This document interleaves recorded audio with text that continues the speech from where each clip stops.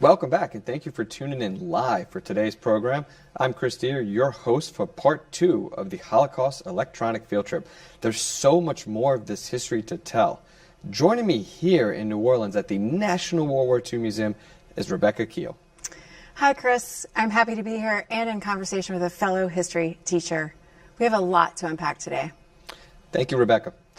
For all of you watching live, please take a moment to briefly answer our poll below and let us know how many viewers you're tuning in with. Remember that you can always submit your questions on the Holocaust below. We will be answering a few of your questions later in the broadcast. At the close of part 1, we learned about examples of resistance in the Warsaw Ghetto. Many from Warsaw and other ghettos were transported to extermination camps. There, the Nazi dictatorship organized and carried out with industrial methods the systematic annihilation of Jews transported there through deception and coercion. This new and even deadlier phase of genocide really can be dated to December 8th, 1941, the day the United States declared war on Japan for the surprise attack at Pearl Harbor. On that day, the Nazis started to murder Jews at an old estate near the village of Chełmno, Poland, in specially modified gas vans and buried the bodies in the surrounding forest. On January 20th, 1942, in an elegant villa in the Bourbon suburb of Wannsee, Nazi leaders coordinated the destruction of Europe's Jewish population. Known as the Wannsee Conference, this insidious meeting lasted only 90 minutes. Rebecca, tell us what exactly happened at this conference. So, the leaders created the Nazi final solution. This term was used to conceal what Hitler planned for Jews across Europe: extermination. Fully, it was the final solution to the Jewish question. They made it sound clinical or just like a policy decision, but I like to make sure we really take time to think carefully about the words leaders choose to use when making policy decisions. What does that really mean to have a solution to the Jewish question? Those words remove the accountability of their choices and actions. It makes it sound like there weren't real human beings that they were talking about. Their choice in language allowed them to keep a distance between what they were actually doing to real people in real communities. A solution to a question dehumanizes them. Their intentions were unmistakable.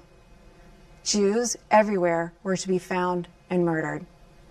When they say suitable treatment, they are actively making a choice in how they speak about the Jewish people.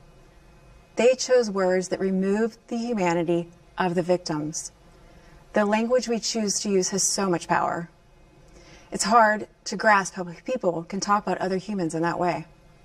And what resulted after the meeting? So I'm going to take a breath here, because 6 killing centers were created in Poland to put into action the plans of the final solution. The very language we employ to describe these places evokes dread. Killing centers, extermination camps, death camps. When I hear those words, I have a strong response, intense feelings, and I'm sure you and our students watching do too. So we should take care as we enter into the conversation about the Holocaust. It is important, essential, for us to learn about the 6 killing centers in our history books and classrooms. But as we do so, we must make sure we center the stories of the individuals we lost. It's hard for me to even say those words, but as an educator, I understand it is something that we must acknowledge and learn about in order to understand the immense gravity and the absolute tragedy that resulted from the final solution. So beginning in 1942, trains began to crisscross the European continent, bringing Jewish men, women, and children to places of forced labor and mass murder. These are the facts. But Chris, you and I both know that as educators, we must help our students remember that real people are at the center of these historical facts. Real individuals were victims.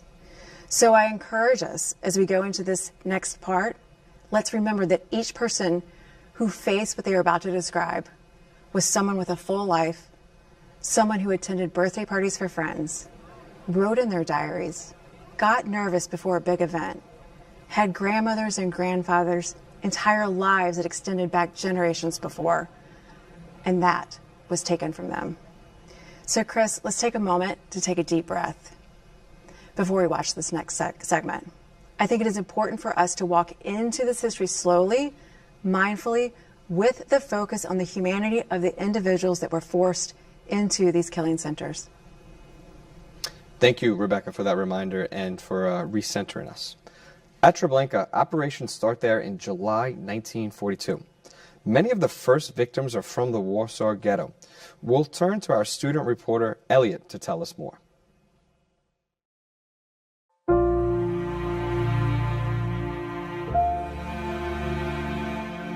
Some of you may be familiar with the camp complex Auschwitz-Birkenau, located in German-occupied Poland. However, Auschwitz is just one of these notorious camps. Today we're at another killing center designed by the Nazi regime, Treblinka. Located about an hour and a half north of Warsaw, Treblinka had originally been a Nazi site for forced labor. This was a heavily wooded area and thinly populated. Thus, the SS did not have to worry about unwelcome eyes and ears learning about their loathsome deeds in Treblinka. Quote-unquote operations, meaning mass murder, began in late July 1942.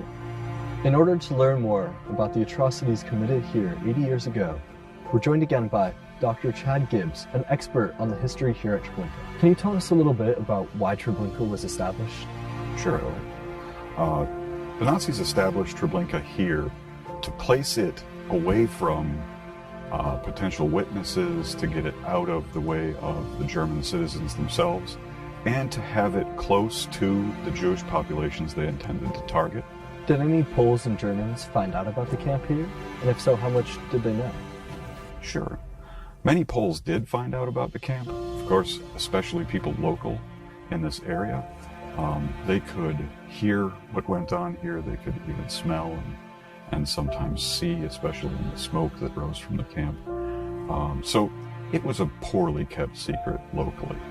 Can you tell us about what happened to people once they arrived at Treblinka on these trains? Each day, a train with at least about 6,000 people would arrive at Treblinka. It was a brutal, fast, shouting process, trying to move people into the camp as quickly as they could. They'd move them into an area just about where we're standing right here, where they would force women to go into a barracks building that was to the left of this spot. Men, meanwhile, were outside, and they were forced to undress just in the open air, set down all of their belongings. And then everyone was made to go up a fenced path. And that fenced path they called either the Schlauch, which is German for the tube, or the Himmelstrasse, which is like the road to heaven. It was a terrible Nazi joke. And that path led straight to the gas chambers. And people would be put into the gas chambers there, and a carbon monoxide chamber would kill them in about not more than a half an hour. How did they not figure out what was going on? Most of the people arriving here in the very earliest days of the camp had no idea what the camp was, because they had been told things by the Nazis such as, you're just being placed on trains to go further east to work. So a constant system of lies really kept them, especially in those early phases, from knowing what was going on. A little bit later in the camp's existence, when word had started to get out through people escaping from Treblinka and warning the communities that they came from, they started to actually paint the arrival area here to look like a train station. This was another attempt to fool people into believing that they were somewhere other than this terrible camp that they had heard about. Despite the fact they were lied to so many times, did any of them ever end up resisting or revolting? Absolutely. People resisted from the earliest days of this camp. Individuals would plan, actually, kind of escapes to send people who could tell what Treblinka really was back to the towns and ghettos that they had been sent here from. And of course, I think what Treblinka has become famous for in the world of resistance is the August 2nd, 1943 revolt. It didn't end up saving a great deal of people, but it was a massively successful revolt in that at least around 100 of those people survived the rest of the war, and they ended up being trial witnesses against the German guards and keeping alive the memory of this place by giving testimony every time they could.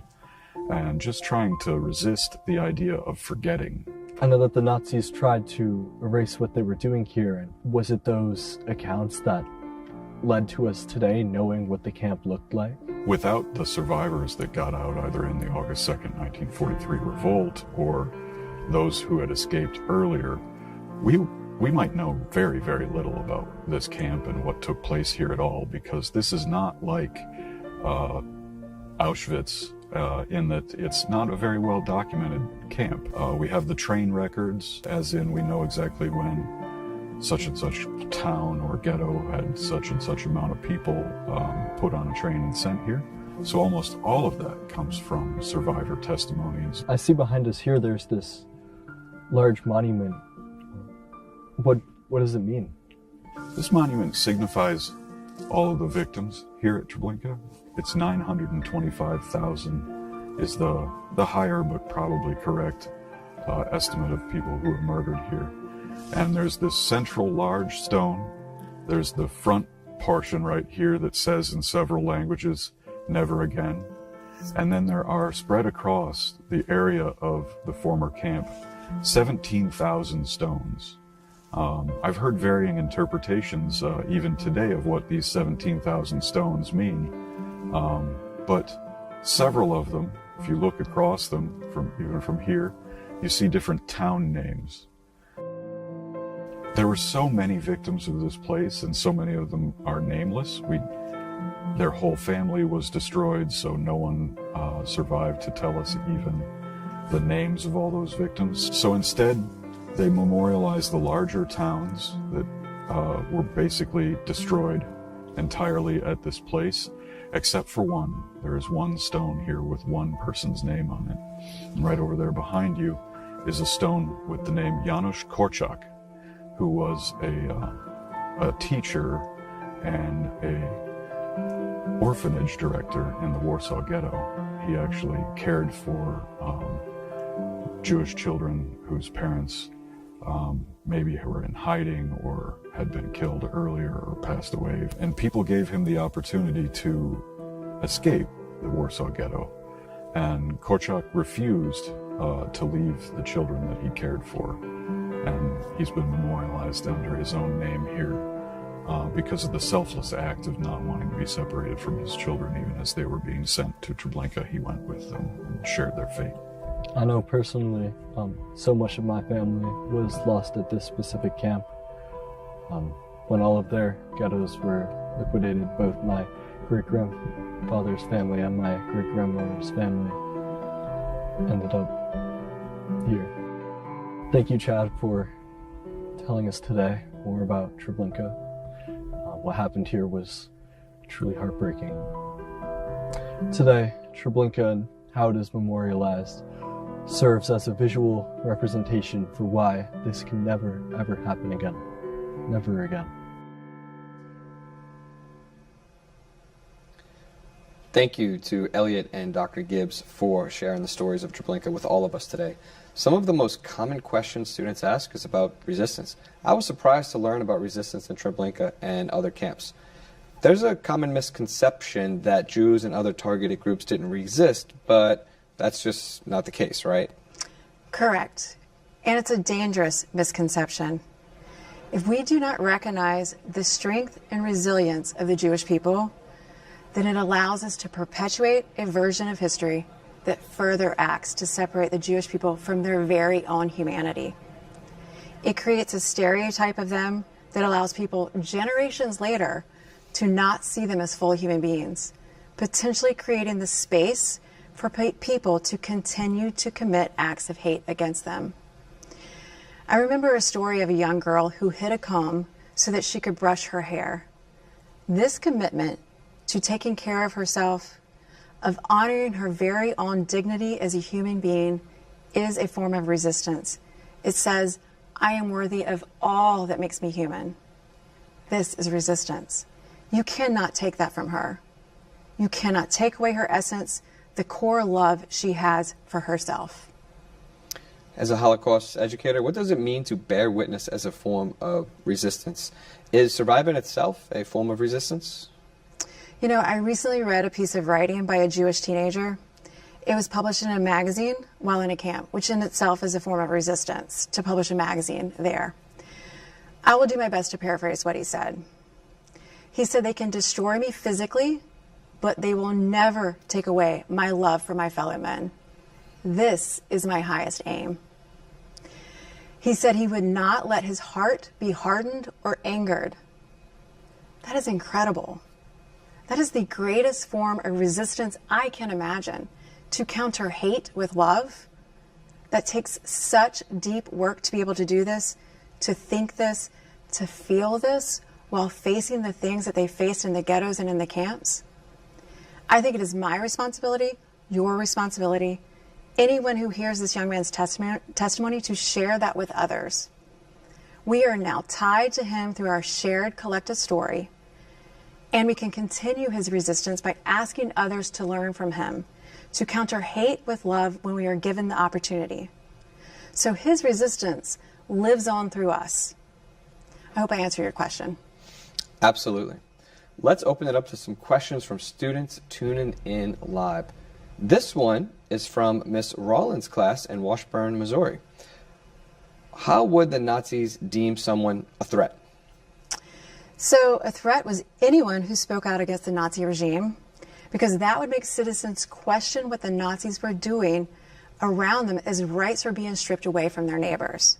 So a threat was also someone who didn't fit that ideal, perfect human as seen through Nazi ideology. Thank you for that answer.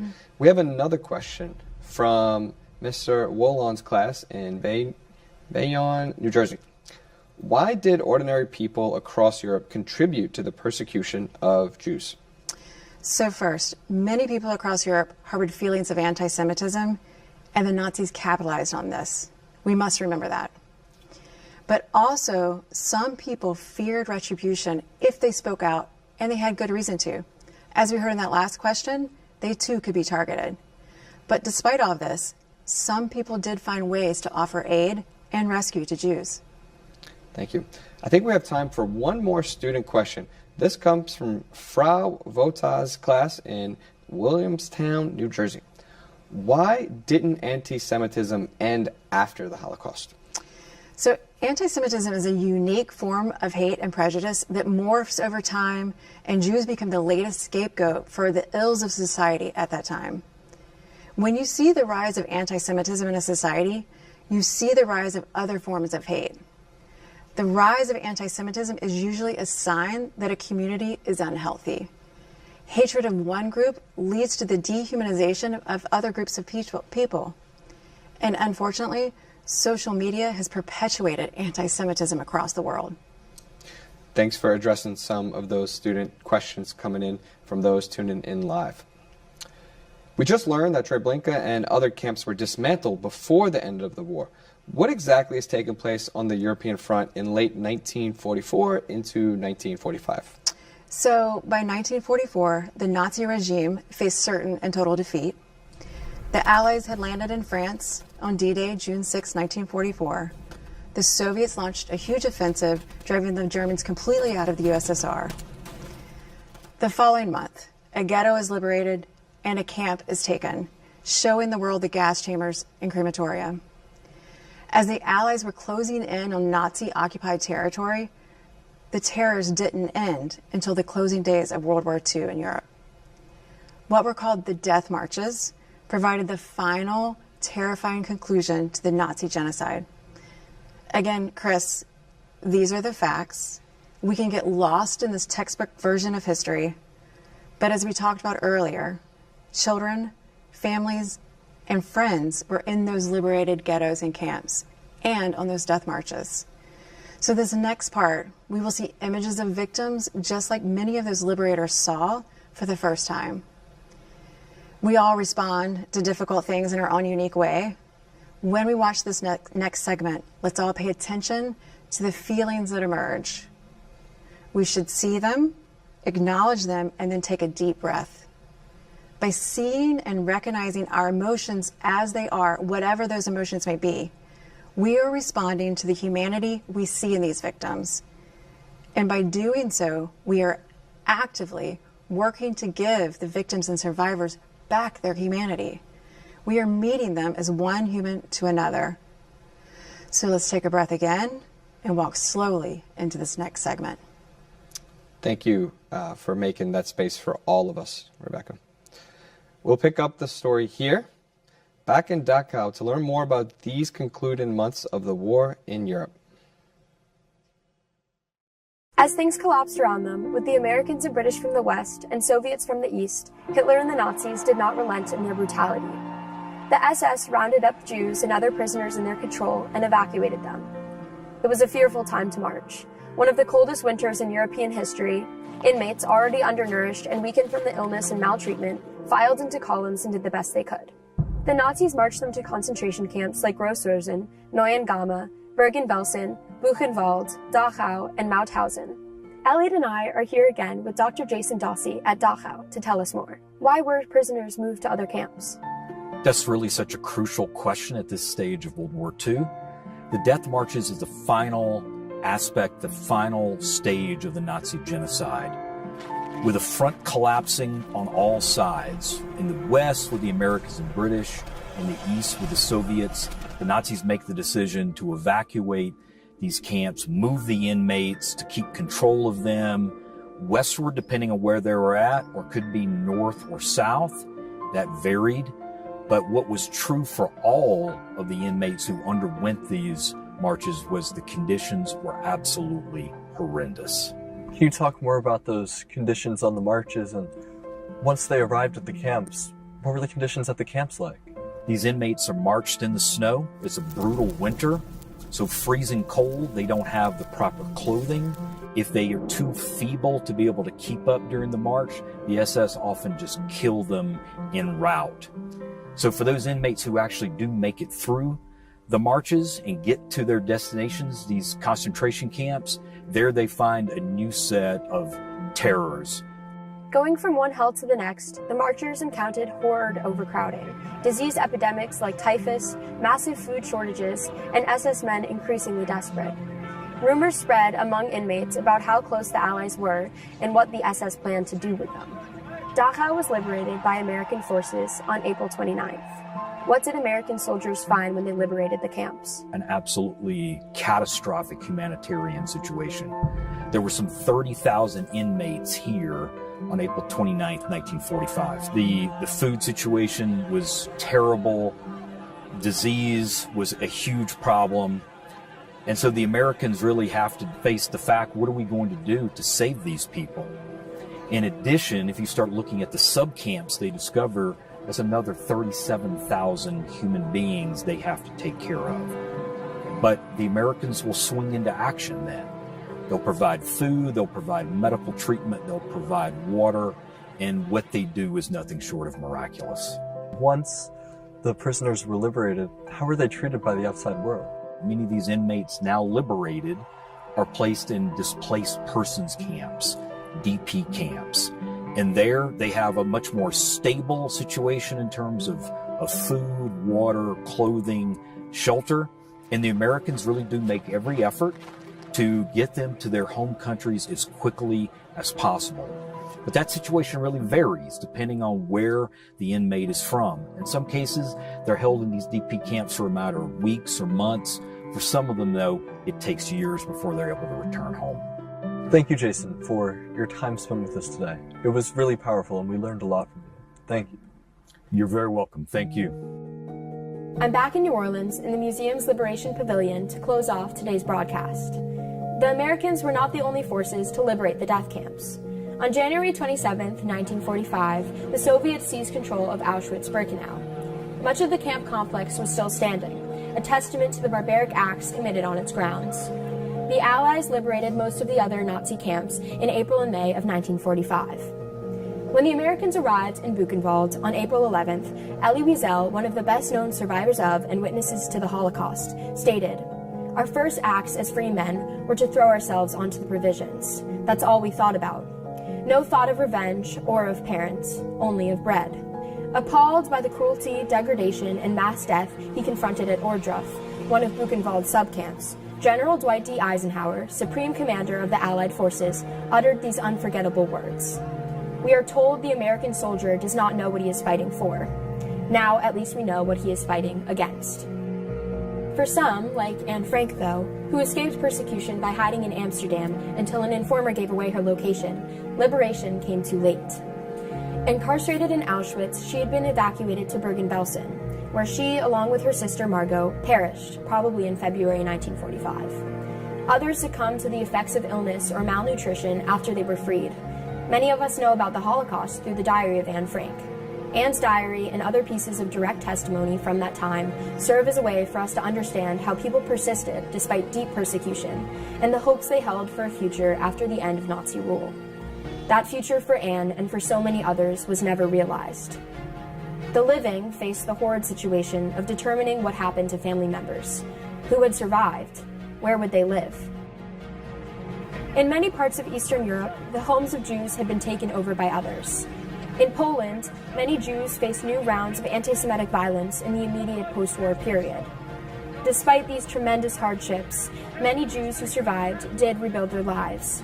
In Europe, in the newly founded state of Israel, in the United States, and in Canada, many survivors bore a sense of responsibility to record and bear witness to the Nazi genocide so that it would not be forgotten and that it, or anything like it, could never happen again. Never again became a central part of the identity of numerous Jewish survivors. Here at the National World War II Museum and at other sites around the country and around the world, we make it our mission to tell these critical stories. Treblinka and Dachau serve as a memorial site to those who perished there.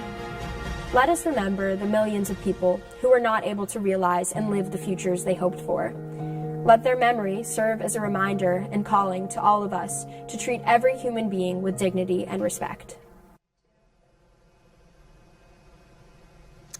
Thank you, Noah and Elliot, for your excellent reporting and sharing these critical stories for students watching with us today. I'm back with Rebecca to answer some final questions about the Holocaust.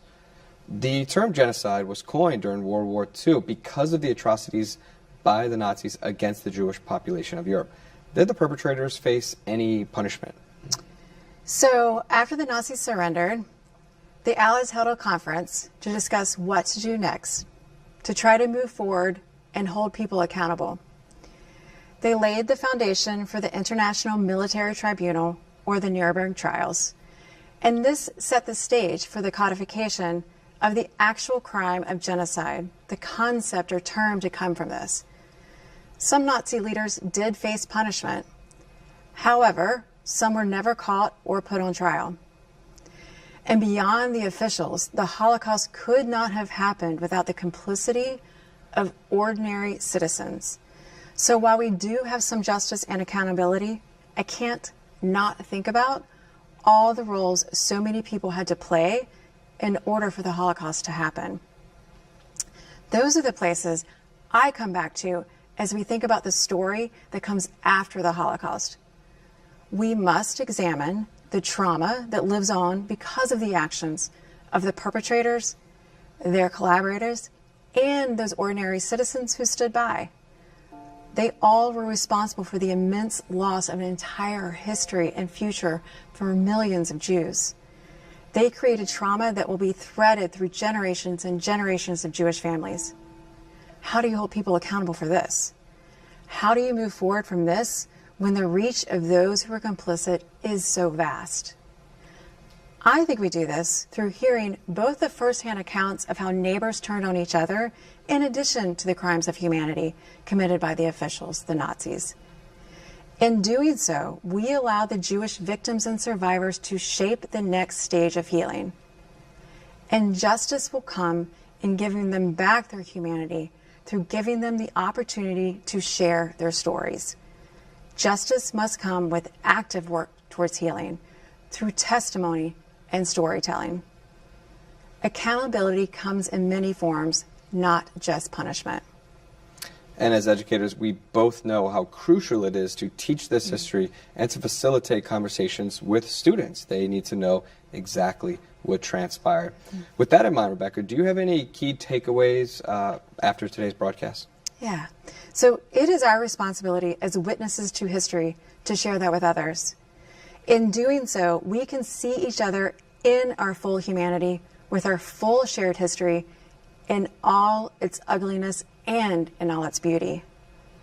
We can have those critical conversations with each other, grounded in a shared understanding of what it means to be human and be accountable to each other's humanity.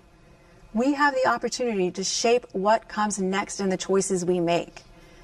What do we want to share with others from what we have learned? I want to share our humanity in its fullness. I couldn't agree more. It is our responsibility to carry these stories with us and continue learning and growing as humans. These stories are connected to real individuals. It's hard to understand and conceptualize what that means when you hear statistics on the Holocaust, but the number of victims are the facts, and these victims were people. At least 6 million Jews perished.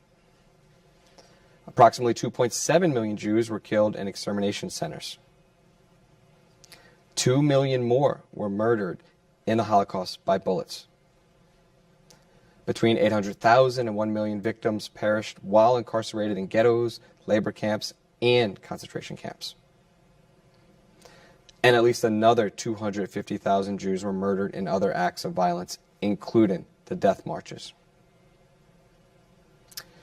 The Nazis' method of industrial mass murder has become the benchmark for radical evil in the modern world, a clear and terrifying example of what can happen when extreme racism and anti-Semitism are fused with extreme nationalism. This was something unprecedented, a secret, statewide, directed, continent-wide genocide, something that cannot be repeated, never again.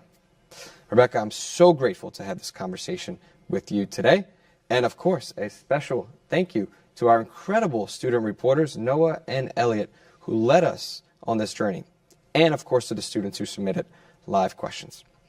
Remember, the journey doesn't end here. Tell us your thoughts on our Holocaust Electronic Field Trip by filling out the survey or exploring our resources, including our classroom guide and video extras on our website. From the National World War II Museum, I'm Chris Deere, and it's been an honor to learn with all of you. I want to leave you today with these final words from a Holocaust survivor, Riva. You know, somebody asked me, one of the interviewers asked me a question, and I'll repeat what he asked me. He said, Riva, are you angry? He asked me that. Are you angry? And I'll tell you the same thing I told him. Yes, I'm angry. I'm very angry. The reason I'm angry is because I was left an orphan. They killed my parents, my grandparents, cousins, aunts, uncle, millions of people, 1.5 million of children. Yes, I'm very angry. But at the same time, I'm very grateful that I'm survived. I survived with 3 sisters and a brother, which was most unusual. America had given me a beautiful home, beautiful opportunities to become what I am today. And not only me, they gave beautiful opportunities for me to raise a beautiful family. I raised 3 beautiful children. I have 2 sons and a daughter. My son became a doctor. My daughter became a nurse. My son was working in business with his father for a while. Now he's in charge. He's the executive director at a Jewish camp, Herzl Camp in Wisconsin. I'm very, very proud of the children, what they've accomplished. Each and every one has accomplished. They're good people, they're good citizens, and I'm extremely proud of them. And besides that, I have 11 great-grandchildren, 8 great-granddaughters, and we just have the 3rd boy, a great-grandson. So total, I have 11 great-grandchildren. So that alone proves that Hitler did not succeed. We are here to continue our heritage, our Judaism, and I hope to pray that we'll never, ever see that kind of things again, where a person is judged by the looks, by the way he speaks, by the clothes that he wears, by just being different.